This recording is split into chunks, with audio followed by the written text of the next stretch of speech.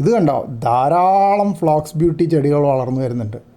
കാണാൻ നല്ല രസമുണ്ട്. നല്ല തിളക്കമുള്ള ഇലകളാണ്.